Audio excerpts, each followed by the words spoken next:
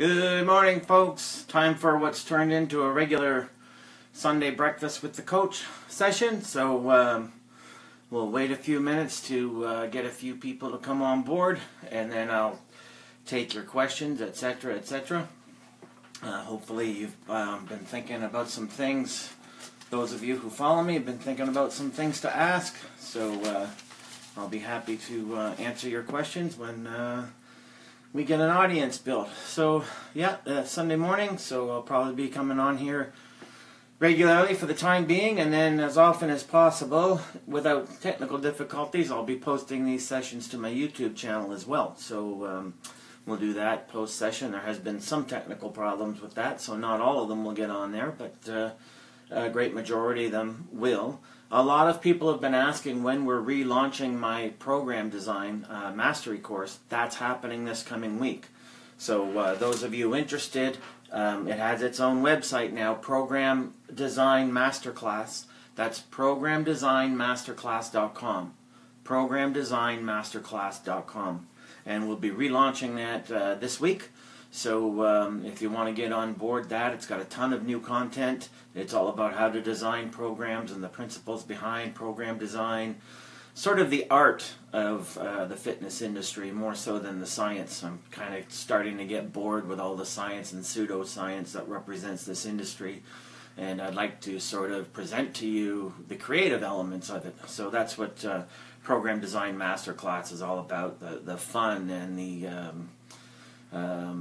exquisiteness of program design, if you will. So we'll be doing that. You can go to programdesignmasterclass.com. Based on, I was very excited this week to get a hard copy in the mail of my second edition, The Abel Approach. As you can see, the book is the second edition. Really kind of new and improved. I usually hate using that term, but my business manager did a fantastic job on that. And the second edition, 400 pages with new and improved programs, as well as how other programs were deconstructed in order to be reconstructed to fit a wider audience, things like that. So if any of you are interested in program design, we're relaunching that this week, so look for announcements for that, or just go to programdesignmasterclass.com and sign up there, so that we only allow several people per launch, per each time. And like I said, after the first couple launches, we've answered questions, added content, so it's really new and improved and way more expansive than before. Based on my book, The Abel Approach, again, 400 pages of my various methodologies and the principles of exercise physiology, things like that. So yeah, I'm just waiting for this audience to build, and Brant, I will indeed be talking about zebras and the relevance of that in terms of fitness and coaching. Not sure how many of you yesterday saw the Facebook Live real-time workout with Trevor Timmons of the National Hockey League's Montreal Canadiens, who stopped by. So I had Trevor, and I had my protege, fitness model extraordinaire, Andy Sinclair. They were here in the dungeon hanging and banging. Trevor did workout 17 of my Hard Gainer Solution, which is now its own website, hardgainersolution.com. He did workout 17 there in real time. That was something to see at 49 years old. Trevor in fantastic shape. But it brought up something else too, because earlier in the week, someone was referred to me, wrote me, asking me about intricate details of a keto diet. And I had to tell this person, boy, did he ever write the wrong person, since I think keto dieting is complete and utter nonsense. And the questions themselves were so ridiculously detailed that it bothers me when the fitness industry tries to misrepresent and overrepresent itself as knowing more than the medical industry does. And that's usually a telltale sign of something wrong, not something right. So anyway, I got all these questions from this person on keto diet, and then it reminded me yesterday having Kevin and Andy, two physical specimens who have been ripped lean in shape for more than a decade. Trevor at 49 has been in shape since I've known him, in his 20s, so 25 plus years. Travels for a living, etc., etc. lives out of hotels, and you think he has time to be worrying something about how many grams of carbs he has to stay below and things like that. This isn't a diet that's functional in the real world. It's not even functional or sustainable in limited resources, and we talked about that previously. So pretty silly stuff when you think about it, but it was great to have Trevor here in his busy schedule in between scouting games, coming here and doing a workout in real time for everyone to see. And if you go to hardgainersolution.com and you type in /free, you'll get some free workouts from the Hard Gainer Solution book, as well as the instructions for application, which will help out. So we did all that yesterday, just waiting for you guys to come on board.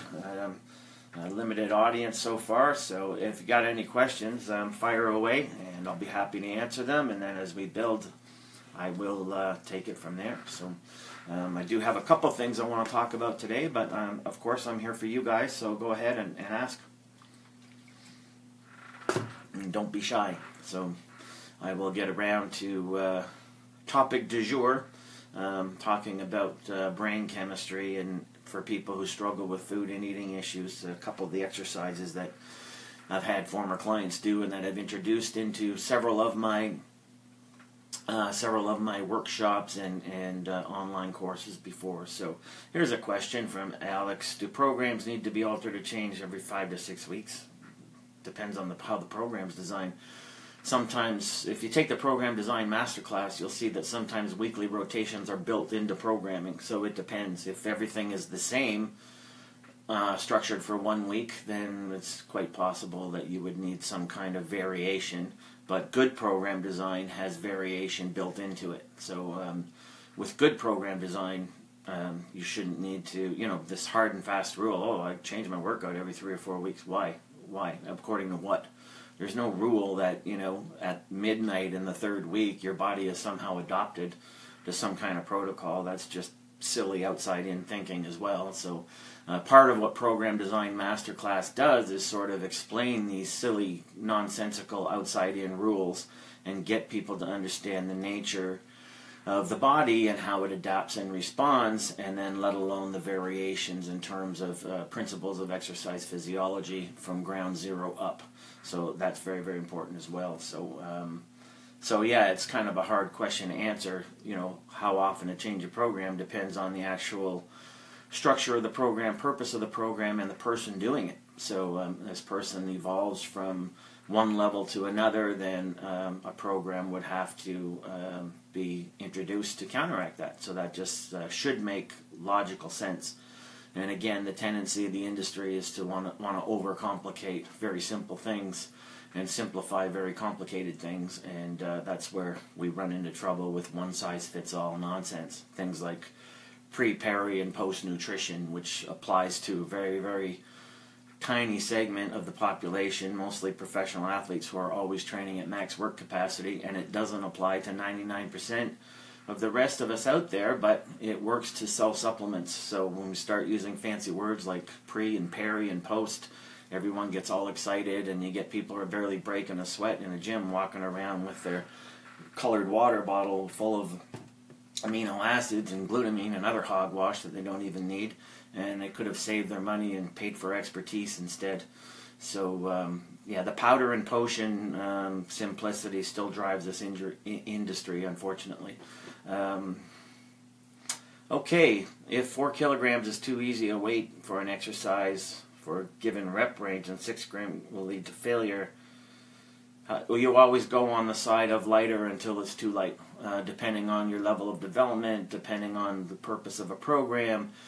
Remember, a program can be designed for strength, a program can be designed for development, a program can be designed strictly for fat loss, a program can be designed for metabolic effects. So without addressing all those things, again, the kind of question is upside down. So, but you're better to undertrain than overtrain. The only people who push that envelope, again, are professional athletes or people who are taking a whack load of performance-enhancing drugs, and then that sort of skews the whole picture artificially. So that's something to keep in mind as well. So you don't want to be thinking that. But again, don't make it about load either. Don't make it about counting reps and looking at how much you're using. Make it about feeling the reps work and your biofeedback. If you go to Coach Scott Abel on this Facebook page and just when we sign off here, go and look at yesterday's workout with Trevor Timmons, you'll learn a lot about that stuff, because not only did he do the workout in real time, I actually lectured throughout it and we made some points, and Andy interjected and Trevor had some pertinent questions as well. And you'll see, I'm not sure how to say your name, Kubib. Anyway, you'll see within that video posted yesterday of a live workout, you'll see Trevor adjusting the weight, saying, well, that was too light, that was too heavy. But he's gauging that according to the reps that he was targeting for the workout. So the reps is the nature of a good program, is rep structured, not load structured. No outside in force should be telling you how much weight you should be able to lift. I mean, that's just, you choose a weight that challenges you within the reps indicated, and that's your gauge. So that's an important thing to think about. Am I looking to add new workouts to the hard gainer solution, Gabriel? Well, I mean, there's 80 workouts there. That's pretty much half a year of workouts, if that's repeated twice. So no, I'm not looking to add new workouts to the hard gainer. However, within the hard gainer and the structure of the hard gainer, I think people, once they've gone through it, would be able to create their own workouts. Trevor had a question yesterday in the live session about had to do about that, about personalizing the hard gainer solution for himself on his travels and things like that. So, Alan, for an individual who is uncoached, therefore someone not reporting to anyone, how do you feel about the need for detailed workout logs, useful or distraction? Well, Alan, the thing is, if you read in my book, The Abel Approach, I talk a lot about training journals. And training journals being fine, but people tend to record the wrong things. So, sorry, I dropped my glasses there. So if you're recording, for instance, you're writing down in your book how much weight you use for how many reps or whatever, how is that useful to you 6 months or a year from now when you go back and look at it? It has no valuable information for you. So what you should be recording is the biofeedback of that, and my book, The Abel Approach, outlines that. You should be recording the qualitative stuff, not the quantitative stuff, okay? And I liken it to keeping a diary. So if you were going and said, record, I had good energy today, I slept really well last night, the weights felt easy, the program felt easy, or the opposite, the program felt hard, I was really dragging my feet today. That's information you can use 6 months from now. It would be like the difference between keeping a diary that says, got up at 6, brushed my teeth, ate breakfast, went to work, came home, went to bed at 9. Okay, so you recorded a bunch of quantitative stuff, but if you look back at it 8 months from now, what useful information is there? None. All right, so it's the qualitative inside-out stuff that you should be recording, and instead people fall prey to this industry noise to record outside-in stuff rather than inside-out stuff of the biofeedback. So that's very, very important. Nobody needs supplements, Olivia. That's just another myth that drives this industry. So off-season or on-season, if you're eating healthy, there should be no need for supplements, and that has been explained over and over again by reputable people, PhDs in nutrition, who actually teach nutrition, or people without an agenda to sell supplements. It's pretty much recognized now that supplements are unneeded in an otherwise healthy diet. So that's important. Okay, so we're getting up there. Okay, Alan, so that answered your question. I think I saw another. Okay, so oh, good question, Ian. Should you build your program around the exercises that give you the best pump? If your goal is physique development, that's a pretty good place to start, actually. That's a really, really relevant question because, again, in my second edition of the Abel Approach, one of my two methodologies, MET training and innervation training is all about low excitation thresholds within which muscles function, planes and ranges of motion. So one exercise for a specific body part, you might feel better than another exercise from a specific body part, which is why the bench press isn't a solution for everybody all the time.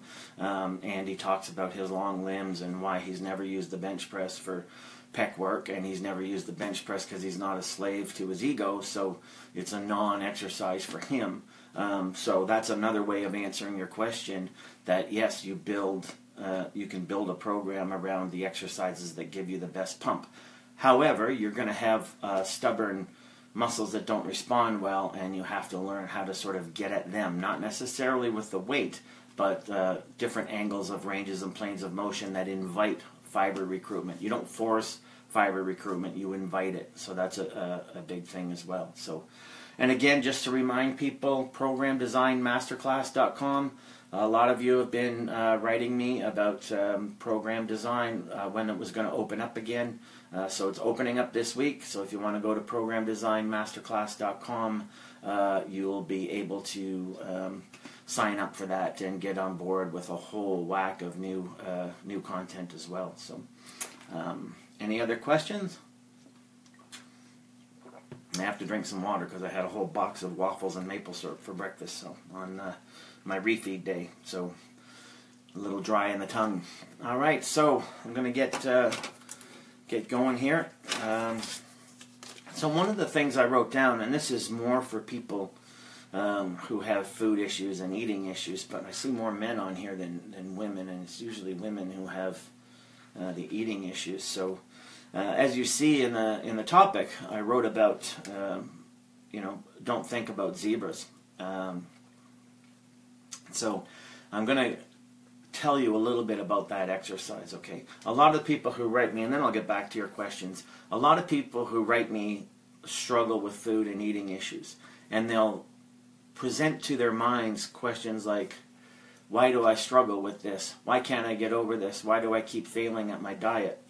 When you do that, you set your mind to answer. Your mind has no filter, so it sets to do what you program or tell it to do. So if you tell it to focus on negatives, it's going to go in search of those answers. So if you keep asking your mind why you keep failing, why you keep struggling, why you have a food issue, your mind sets to work only on answering that. So all you get better at is understanding your problem. You don't get any better at finding a solution.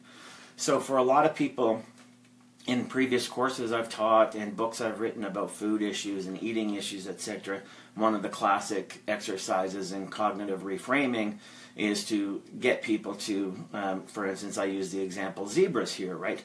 So if I say, don't think about zebras, all right, and I take a pause in a classroom, this is where I usually do this exercise, and every 15 seconds I ring a bell to remind you what you're not supposed to think about, what are you going to think about? All right, so if I tell you don't think about zebras, and for the next 5 minutes we're going to see how long you can go without thinking about zebras. But I ring a bell every 30 seconds to remind you what not to think about. It's going to show you and prove to you how your brain chemistry works, okay? If you tell yourself not to think about something, all right, you have to remind yourself of that very thing in order to not think about it. So, in other words, you keep strengthening that thing in your own mind by telling yourself not to think about it. So you keep refreshing it. It's like rebooting something you don't want constantly in order to tell yourself to get rid of it. So that makes no sense. That's never going to work, and that's why people continue to struggle with food and eating issues, because they present this battle mentality, right? This fight mentality, fight against cravings, fight against hunger, fight against thoughts of food. All that battle mentality does is keep calling up exactly what you don't want in your mind, and that strengthens that actual force that you're trying to get rid of. So trying to compound negatives is never going to produce a positive. And that's what you have to work out in terms of cognitive reframing, right? Again, someone like Trevor, who travels globally 200 days a year, he can't be spending his day telling himself not to think about food and not to think about carbs and not to think about the whole silly North American diet mentality that drives diets and things like that, is to create this battle mentality. But when you do that, you're actually reorienting yourself to the don't think about zebras exercise, which tells you in order to not think about something, you have to call that very thing into your mind in order to tell yourself not to think about it. So that'll never ever work. So you never focus on negatives expecting a positive outcome. So that's one reason that people struggle so much with food and eating issues, because what you focus on expands and what you resist persists. Okay, so you keep calling up to your mind, don't think about zebras, then all you're going to get in your mind is imprints of zebras. And it's the same with food and eating. You keep calling up to your mind to resist cravings, resist hunger, or battle temptation, then you're just going to keep getting imprints of in your mind of those very things. And the solution there has nothing to do with diet. That's the other mistake people make. Then they run out and buy the next diet. They'll write me in, they'll hire a one-time custom diet from me, but in their assessment info is all about what they really need is cognitive reframing. They're going to try another diet, but with the same stinkin' thinking that drives their current diet sabotage. So mindset determines behavior. Quality of mindset determines quality of behavior. So until they cognitively reframe to stop trying to think about zebras, then they're going to keep getting the same thing. So if you always do what you've always done, you're going to always get what you've always got. And a new diet doesn't solve that. So hopefully that makes sense. Okay. Jamie, that's a good point. But Jamie, it's not always about losing the last bit of weight on a scale. A scale doesn't tell you how much weight you're dropping is fat, water, or muscle. So, I could manipulate your diet today and have you lose 2, 3, 5 kilograms in a week. So what? That doesn't mean it's permanent fat loss. All that means is I've manipulated your diet to produce a specific effect. I used to do that all the time for before and after pictures of my clients in magazines. It was all about magic manipulation in order to sell supplements. So, and to Dana's question, why some famous coaches still prescribe supplements even though they don't sell it, I don't know who you're referring to, and I don't know what drives their agenda. I just know I've done the research, and by people who are completely not in any kind of way associated with industry profit, there's just no need for supplements. For instance, I showed you this book yesterday, and Dana, you might want to read it. Modern Nutrition and Health and Disease. All right, 3,000 pages. All right, of the top minds in the world. All right, and every nutrition issue under the sun. I read that book twice, cover to cover, 6,000 pages, and it spent me a good part of a year, about 4 or 5 hours a day. And even in that book, the emphasis, even though that edition is several years old, is that in an otherwise healthy diet, there's really no need for supplementation. And supplementation actually can cause illness and ill health, and that's been proven time and time again in various books as well. So lots of famous studies that talk about people who take a lot of supplements are the ones who catch the most colds and get sickest. So when people say to me, well, how come other famous coaches say the opposite of you? I don't know. I don't know what drives other famous coaches. I probably don't study what they study and look at the world from how they look at it. But I know I've been in the force in this industry for 4 decades plus now, and I must be doing something right to last this long. And for me, a lot of the times people are trying to sell you an identity. Oh, I'm really into fitness, so I have to wear certain clothes and take certain supplements and follow certain vogue diets like keto, or and that proves that I'm more committed than the next person. No, it just proves that you're trying to buy a personality to fit into a certain type. Whereas a lot of this stuff is what we call excess. You can just drop all of that and be more simplified with it. And remember that simplicity is the truth, and the truth is simple. So hopefully that makes sense. Well, Dana, if your knowledge contradicts the view of your coach, then I don't know, you might have to have conversation with your coach, but it depends what you're talking about in terms of what level of knowledge you have versus what level of knowledge your coach has. But coaching is a relationship, and it should be based in trust. So if you're at odds with your coach and you think they may not know what they say they know, then you keep paying them, then that's on you, not them. So believe me, there's more ill-qualified wannabe coaches in this industry than there are qualified ones. So yeah, I mean, I don't, I have no reference point or context to do that. So again, calculating body fat percentage. Why? I mean, what difference does it make? How your clothes fit never lie, and the mirror never lies. Andy is a fitness supermodel on the cover of magazines who's never taken his body fat percentage once, ever. So why would he arbitrarily shoot for some magic number that he doesn't have? That's just torture as far as I'm concerned. So I don't know why people aim for these arbitrary numbers that have no point. And if you're going to reach a certain level of body fat percentage, but at the same time lose a specific amount of lean mass doing it, then you're compromising metabolism anyway.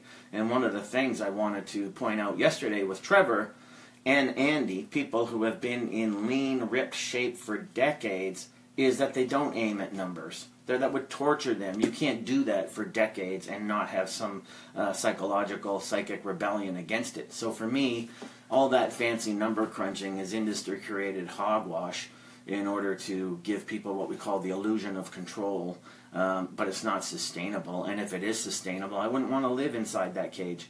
That my life revolves around crunching a bunch of numbers and things like that. This is all supposed to be fun and challenging, and if a lifestyle doesn't invigorate you, it's not a lifestyle you're going to sustain for very long. So let me just see here. What do I suggest for someone who lacks motivation? It's funny, Christy, I just got that question yesterday from a new client. So you lack motivation. For instance, you should... so you go to the gym twice a day. That's a problem right there. No one needs to do that. Why are you doing that, and where does that leave time to have a life? Again, fitness is supposed to be a lifestyle, not a life. So you have to question, the number one question I pose to people, to ask yourself, what is this lifestyle doing for my life? What is this lifestyle doing to my life? So when you hit a wall in motivation, it sounds like that's just your body telling you too much, and you're getting a psychic rebellion, this time against overwork. So I don't know why anyone would go to the gym twice a day. That doesn't make any sense to me. So you're probably overtrained and overwhelmed, and now you're rebelling against it. But motivation is another thing, because I'll get people, you brought up a good point there, because I had a new client write me yesterday, and I had problems at work, and my boss gave me hell, and I had a fight with my spouse, yada yada. So I had no motivation to diet or work out this week. That to me makes no sense. That's the exact time where you want to double down and do something positive for your life. Motivation is like an unseen muscle, all right? If you're not exercising it, you're not going to strengthen it. So the more it becomes a habit to exercise it, the more automatic that habit becomes, and then you no longer have to think about it. Like Trevor, who last week was in St. Petersburg, Russia, flies to Montreal, then Ottawa, then he flies to Victoria, BC, the other side of the coast of Canada, and then he flies to Vancouver, then he flies here to Kelowna, all over time zone wise. He doesn't have time to think, am I motivated to work out? But he also doesn't burn himself out in the process. So it just sounds to me, Christy, that you're burned out, and I don't know why anyone would train twice a day. That would burn me out too. Again, you want to make fitness a lifestyle, not a life, and you might just be rebelling against that. 2-a-day workouts, I mean, the proof is in the pudding. There was just a study this week we'll be talking about on an upcoming podcast about training intensity and libido, and that a study was done with men, and sure enough, as I've been yakking about forever, especially with my Physique over 50 crowd, the study basically showed that the harder, longer someone trains, the less sex drive they have. So there's not always just benefits to an exercise lifestyle. There's often consequences if you don't know what you're doing. So that's another telltale sign as well. So if your motivation is fried, that should tell you about the kind of fitness regimen you've been trying to keep. Whether someone else can keep it or not is not the point. Is it the right fitness regimen for you? And if you can't sustain it and it burns you out, then it's the wrong one for you. We used to see that all the time in the competition industry, right? Especially for figure and bikini and stuff. As the competition got closer, all of a sudden these fitness bunnies were like 7 days a week cardio, and cardio twice a day, and getting up in ungodly hours to do fasted cardio, and then a workout. And then as they did all that, they kept sliding back their calorie and their carb levels. So at the end, what are they left with after that 10 minutes on the stage? Incredible amount of burnout, and they start eating, they gain a few pounds, and then that turns turns into depression. They gain more pounds. So again, compare that to someone like Andy or Trevor, who have been in shape, rip shape for decades, and you see the difference there in terms of absolutes versus relative. And what Trevor talked about yesterday, if you haven't seen it, go to my Facebook fan page and look at the live workout from yesterday and see Trevor talking about, here's a guy who travels all over the globe 200 days a year. Like I said, he was in Russia, which is 11-hour time difference, comes back, then he flies across Canada for another 3-hour time difference, flies here, goes scouts a game, comes here and works out, and then he's flying to Saskatchewan today and then driving to Moose Jaw and then flying home tomorrow. So here's a guy, he doesn't see his fitness regimen as an added stress in his life, or otherwise he'd never be able to sustain it. He sees his fitness regimen as a stress release in his life. So that's the important thing as well. Some people who are like, I told you the earlier example, oh, my boss gave me hell, I had a fight with my spouse, so I lost my motivation to work out this week, so I didn't train or diet. That's because they're seeing their fitness regimen as an added stress rather than a stress release. And that's never going to work either. So if this doesn't become lifestyle, it doesn't matter what kind of magic you think you're finding online with magic exercises and programs. So Terrence, I dislocated my shoulder skiing this weekend. Ooh. Well, I mean, obviously you have to rehab that, and you know, it's not something I can answer in a Facebook post and be responsible doing that. You need someone overseeing that, pop it back into place. You know, seeing, you know, when you're ready to go, have someone in ortho sort of advise you on that. But biofeedback too. I mean, if it still hurts in a bad hurt, then don't do it, right? So that's important. Can I talk about refeeds and macros? Well, these last several weeks, Sherry, I've been talking mostly about nothing but refeeds and macros. So you can go to thecycle.diet.com. That's thecycle.diet. Sorry, thecycle.diet. There's no .com. And read all about the cycle diet and refeeds and things like that. I don't believe in crunching macros. It's just a starting point. From there, it really doesn't matter what the protein-sparing nutrients are, other than low-carb nonsense is not something I believe in. But refeeds are very important to keep metabolism robust and optimized, that's for sure. Leah, how do I retrain the stinkin thinkin? Well, exercises like trying not to think about zebras, that's one way. Another way is the just getting people to what we call cognitive reframing. So usually it'll help. The other fact of it, people don't see food and eating as a challenge. They see it as an exercise in self-judgment. That's never going to work either. So you have to cognitively reframe this to be something that's fun and enjoyable. So usually if you find yourself in angst or anxious about food and eating or temptation, then try to think of something enjoyable or funny. You know, so try to watch a lot of comedy or something like that and be able to call that up into your mind right away, something enjoyable, and that tends to be very empowering, and then you can reorient your thinking toward there. But like everything else, it takes practice. It's another good reason to have a coach, so that's important too. Appetite suppressants are a terrible idea because they disrupt biofeedback. Biofeedback is your body's way of talking to you. And if you keep trying to negate that or deny that or suppress that, then you're denying the wisdom of your own body. So all these things that suppress appetite or crush cravings or, you know, all these other things, medications that you can take, you got to be very, very wary of that, because those stopgap solutions can cause very long-term consequences. The idea in all this is to get more in touch with your body, not less in touch with your body. And you don't do that by playing dictator from the outside in. Oh, my macros need to be this. Why do your macros need to be that? Who says there's magic in 15% fat versus 35% fat? Who says there's magic in that number? Your body will tell you where the magic lies. And that's the kind of thing that I coax with my ongoing coaching and things like that. That's why somebody like Andy Sinclair, who's a supermodel, cover model in fitness, is still a client of mine after 13 years. So he can have someone gauging his biofeedback. So that's important as well.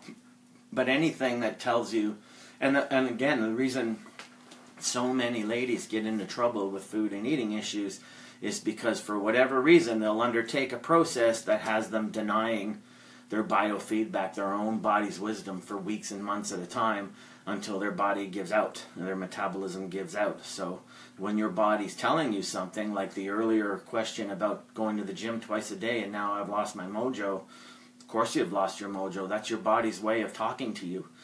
You got to listen to that. Instead of saying, oh, there's something wrong, I've lost my mojo, maybe you should say there's something right in my body trying to tell me something, and I need to dial things back. So it's not, people get lost in this thinking that more is better.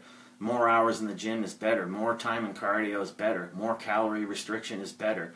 And that's, it's not always true. It's all contextual. It's all who is the individual and what do they need. So that's very, very important as well. So again, just a reminder that for people interested and who've been asking, programdesignmasterclass.com. We're reopening this week my course in program design, programdesignmasterclass.com. So if you want to go there, get signed up, because we only take so many people per launch, and it's full of all sorts of new content. So that's important as well.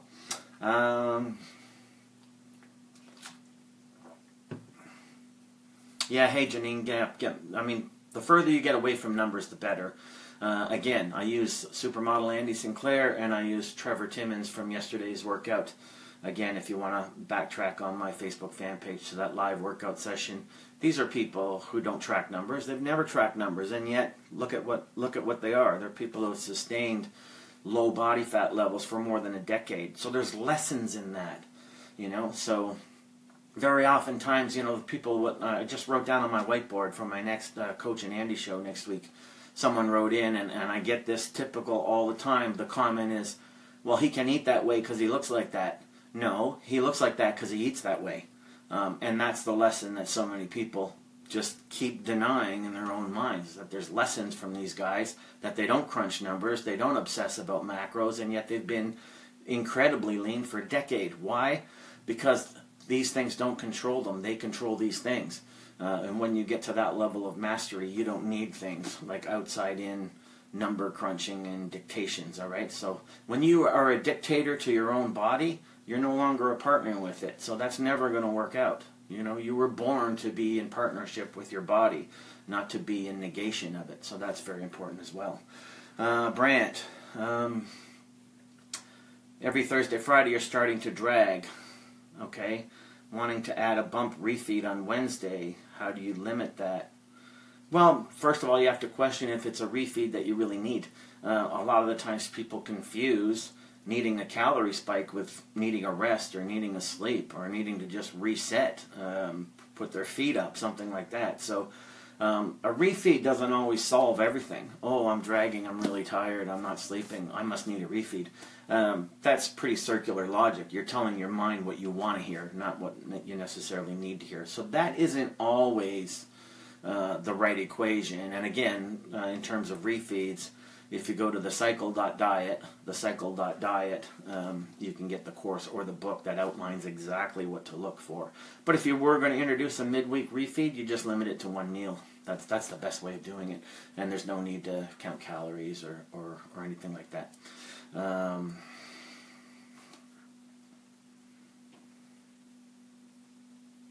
Just reading, Christy, I'm glad I could help. I'm glad I can. Anytime, I'm glad I can help. Oh boy, there's a good question. Dana asked because I've talked about genetics before. Do I consider myself genetic? No. I have a before picture somewhere. I'll have to dig it up, but it's, of course, such an old fart. I have it before digital time, so it's not a digital picture. But no, I was not genetically gifted. So at the time, I did what most neophytes do, right? I mean, at the time, I guess partly for good, partly for bad, there was no internet to go chase down expertise, so there was only the magazine. So I followed what it said I was supposed to do. All I got was hurt and frustrated. I didn't get very far. So actually, that kind of thing is what enticed me to become an expert. So, I started looking into research, real research, not magazine-represented research, comparative to now day and age online represented research or expertise. So I developed my physique that way, and at the time it was by going against all the principles. I've told my story a million times, we've talked about it in podcasts, but I started out in a powerlifting gym where everyone was very, very strong except me, and nobody looked at me twice, and nobody wanted to help me. The advice I did get was pretty like, give me advice to make me go away kind of stuff. But they didn't estimate my hunger to learn and to accomplish something that I was told was out of my hands. So I went and learned, and I developed my own level of methodology and expertise, started understanding the principles more and more and more. And it's funny, after all those years, the same people had no time for me, wanted my advice. So it was funny how the circle was complete. And I have that with clients, actually. I'll have clients who are, they have a substantial amount of weight to lose that they've never lost. They let it slip to people that they've hired a coach, and they bring up my name, and people are, oh, why would you spend all that money? You should be doing this, or you should be doing that. Everyone has advice for someone who hasn't done it yet. But as soon as my clients reach that goal, and they get the sustainable weight loss, these same people were telling them what they need to do, except have a coach. They need to do this, and they need to do that, and they need to fit their macros. All of a sudden, these same people that were full of all the answers come to my clients and start asking them the questions. So it's very ironic to watch this stuff go full circle year in and year out with my clients. So Olivia, I think you mean de-stressing, not distressing. But yeah, I mean that's what working out should be. It should be stress release. So we talked about that yesterday, and that's very important stuff as well. So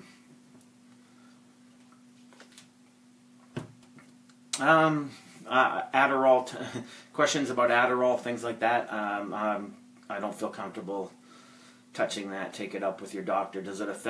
Can it affect metabolism, biofeedback? Absolutely can. But any drug you're going to take is going to have some kind of side effect, whether direct or indirect, so that's always something to consider. Yes, I did talk about Dr. Schwartzbean's 2-part lecture that's on YouTube. It's getting old now, but yeah, I wish people could watch that. The problem there, Adrienne, is when people watch real expertise, they don't know real expertise from phony versions of it, right? So you get people who want to disagree with an expert like Dr. Schwartzbean because they think it elevates their own reputation. I get that all the time.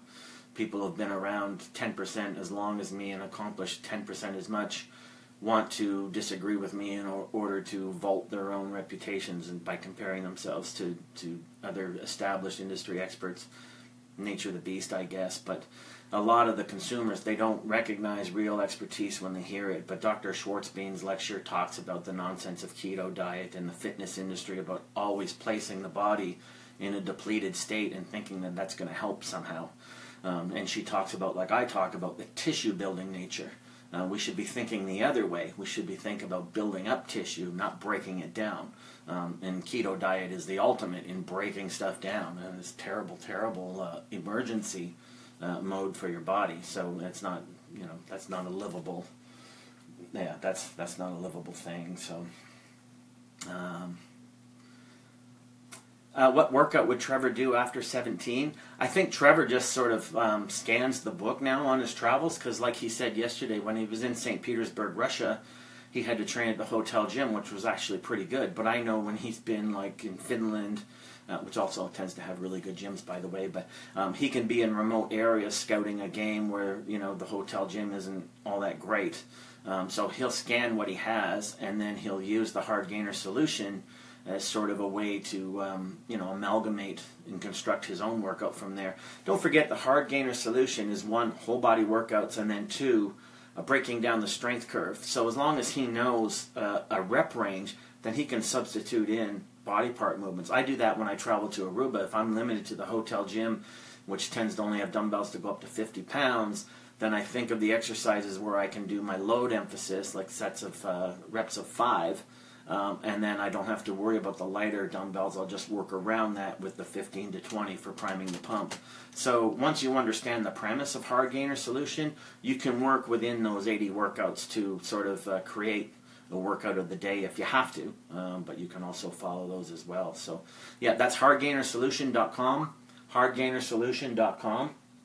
And also, if you've never heard of the Hard Gainer Solution book, #1 bestseller on Amazon, go to hardgainersolution.com/free, and you'll get a bunch of free workouts there, as well as a warm-up sequence and the rules for application that make it all work. So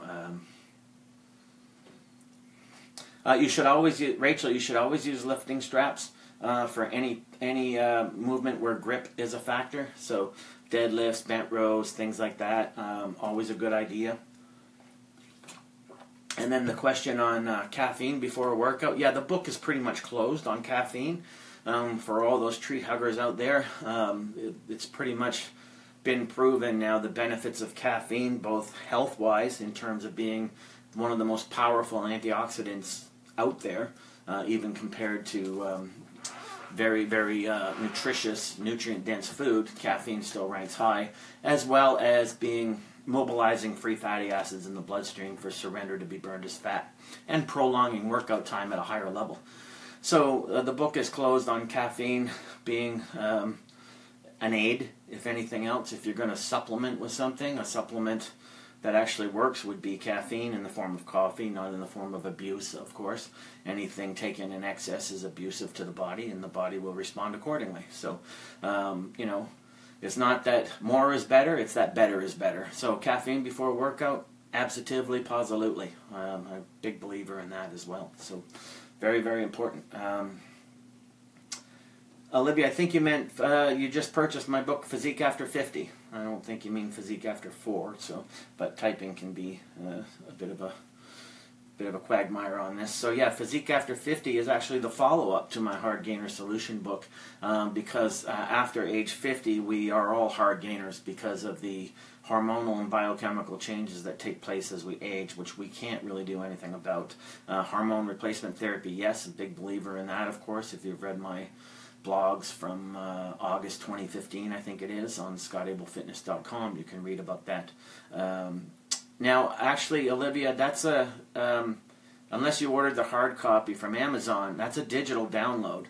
So when I show you all my books, folks, I have hard copies because I need them to show you guys, but they're not available at Scott Abel Fitness as hard copies. They're digital downloads, so that's important to remember as well. So very, very important stuff. So if there's another question, then we can, you know, talk about things like that. So. And again, remember, if anyone's interested, the Program Design Masterclass.com, because we're opening up registration for Program Design Masterclass this week, and then we'll close registration. I'm not sure how long, but yeah, programdesignmasterclass.com. If you want to get on board that, you should do that within the next couple days. We only allow a certain amount of people, and it's got all new content, so it's going to be really worth the price of learning how to design protocol and things like that for people who are interested. So yeah, so that's good as well. So, and it's based on this second edition book, which I'm really proud to hold in my hand, the Abel Approach, 400 total pages with references of my various methodologies for training and program design.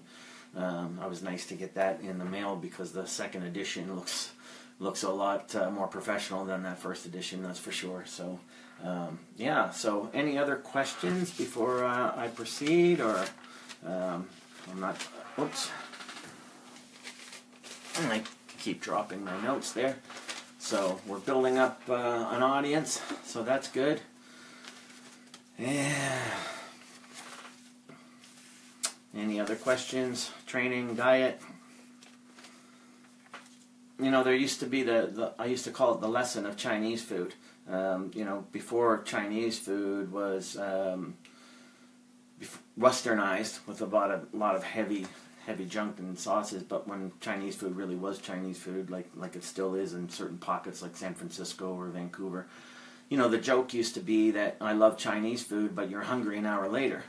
And that was a good lesson in metabolism and diet. Well, why was that? Well, it was because it wasn't very substantially based in carbs. Unless you bought fried rice, most traditional Chinese order-out food that came in boxes was a lot of veggies and pretty low protein amount and higher fat. And what happened? You ate that, and intestinal motility was so quick, you would be hungry within an hour. Well, that should be a lesson in metabolism for folks, but instead, people don't connect the dots, right? So you hear a lot of people going, yeah, but when I eat low carbs, I can have this huge meal. Well, that huge meal isn't going to produce the brain satiation that your body needs in order to shut down hunger cues and increase leptin to burn fat.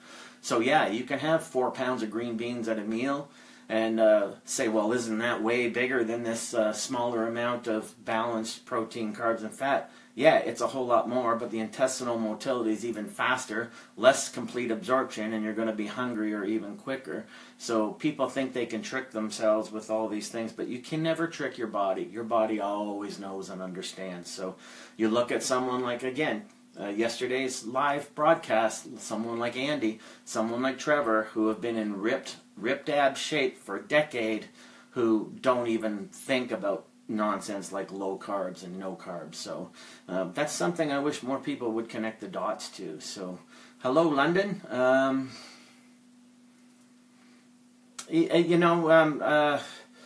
Your trainer recommends reverse dieting. That's the problem with gym trainers. They go online, they follow Vogue trends and fancy notions. I don't know if reverse dieting is right for you. I'd have to do an assessment, but why? I mean, if your diet is already balanced and you're doing all right and you're flowing between tolerable hunger and satiation, that's as good as it gets. So you answered your own question. Why mess with something that's working? Too often in this industry, people are breaking what doesn't need to be fixed, right? It ain't broke, don't fix it. But the problem is they have unrealistic expectations. So everything's working, but it's not working good enough for their egos. So they want to fix it, right? And what they end up doing when they're fixing it is they break it. So that's very, very important as well. Can you get ripped doing programs like P90X? P90X, when it came out, was actually something, when I looked at it, actually had structure. It actually is a program. Can you get ripped from it? Getting ripped is all about proper dieting. And remember, folks, you feed metabolism. You don't starve it. So people get confused. They try to starve off fat, and what they do is they starve their metabolism, and then all metabolic hell breaks loose. So there's a guy, Tom Venuto, had a best-selling book that's still doing rave sales online called "Feed the Muscle, Burn the Fat." But and as appropriate as that name is, successful as that book is, the more appropriate name would be "Feed the Metabolism, Burn the Fat." That would be the more apt name. So you can get ripped with any program, Stephen, because you would have to be on the right diet to do that. Now, let me make a point. One of my ableisms is no one can out-train a poor or inconsistent diet. So if you think you're going to get ripped by following a diet Monday to Thursday and then treating Friday, Saturday, and Sunday like a free-for-all, never going to happen if you're of average genetics. Only the genetic elite get away with that. So very, very important.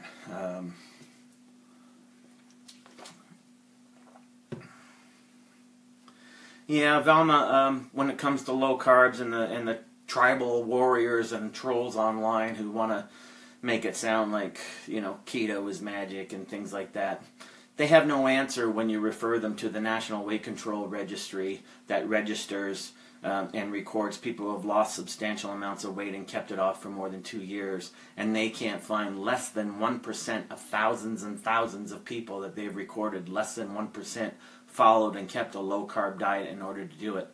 Keto people can't answer that. And as far as the tribal warriors, never try to convince someone of something. They just dig in deeper, and it's hard to argue with people who aren't really armed with the information to begin with. They just have an opinion, and they want to bury their opinion and cement it. So I try to talk to people who want to learn. I'm not in conversion therapy. If someone thinks low carbs is the answer, good luck with that. And if you make it, I'll have you on my podcast, and I'll take pictures of you beside Andy and Trevor and in 3 years from now and see where you are. Most of these people won't even be in the fitness industry in 3 years, but they want to think they know it all. So it's too bad.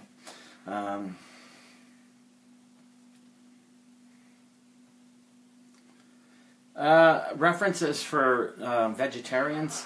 I have several clients who are vegetarians, but I don't know if I can't freely just hand out their names without their say-so or things like that. So But there's a ever widening market of vegetarians. But let's just make sure that people are proper vegetarians. In other words, they're not doing it to be thinner, to be leaner. That's an eating disorder, okay? If you're cutting out all that because you think you'll be leaner, then you got to watch out for that, because a lot of people, they switch to that and they limit themselves to only water-containing foods and like rabbit food like celery and lettuce and salads, and they tell themselves they're vegetarian, but really their driving force is weight loss and thinness, and that can be very, very dangerous nutritionally. So that's an important thing to mention as well. So and I did a podcast on vegetarianism, all based in the textbook I just showed you, Health and Nutrition, Modern Nutrition and Health and Disease. So you might want to check that out as well. So if there's anything else, kind of wanted to finish on if anyone, the mindset of resistance, I find, is a big one in this industry, in terms of why some people reach their goals and sustain them, and why some people struggle always with their goals and never sustain them. So there's a Zen thing. I adopted a pretty Zen life a long time ago, so I kind of wanted to share with you. I don't know if any of you are aware or know of the parable of the carrot, egg, and coffee story.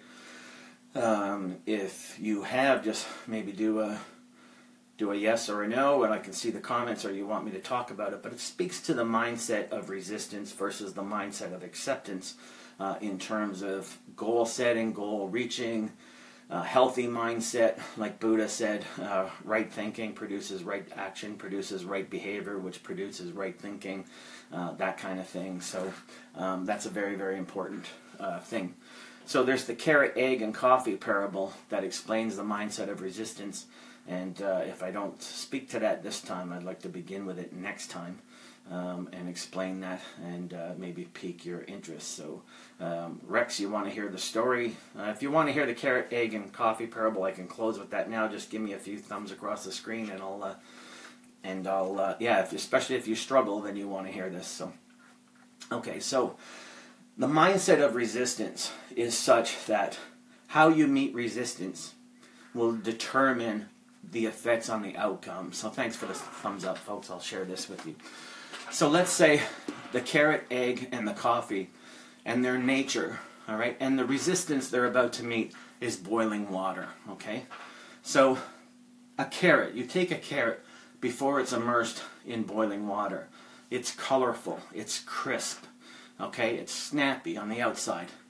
It meets the resistance of the boiling water, and after a time, it becomes less colorful, it becomes soft, less resilient, and it becomes limp when it's taken out of the resistance of the boiling water. But the boiling water itself is unchanged. It's still the transfer agent, and it's the carrot itself that is changed from what it was to something else, from colorful to less colorful, from crisp to limp.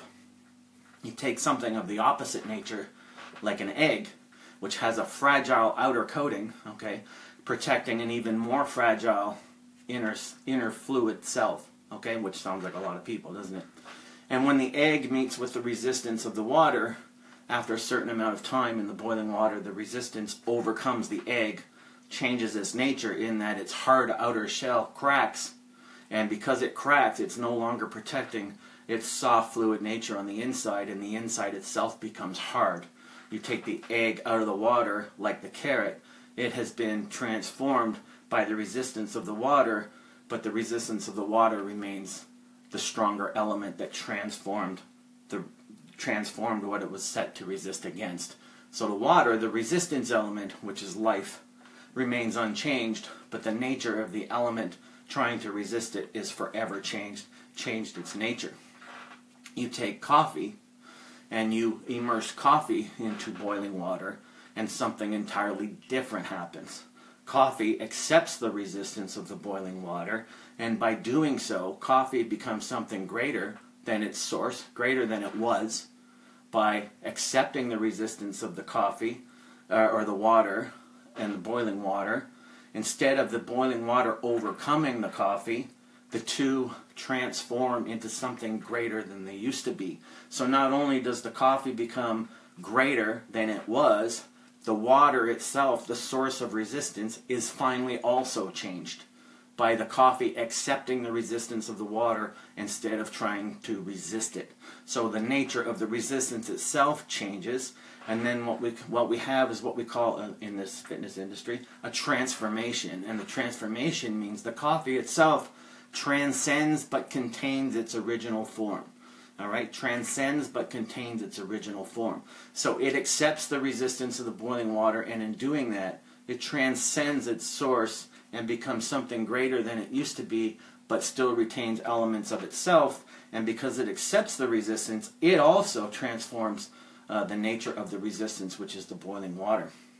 So that's the carrot, egg, and coffee story, explaining the mindset of resistance. When you're in a mindset of resisting something that's you're trying to fight against it, diet, temptation, things like that, then it's likely going to remain unchanged and always be there.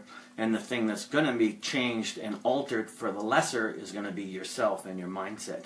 Whereas when you accept the nature of resistance, you can become something greater in doing so, something greater than the source that went in before the resistance was offered. So that's what all of this thing is. What you're trying to do is to see it as a challenge you need to accept.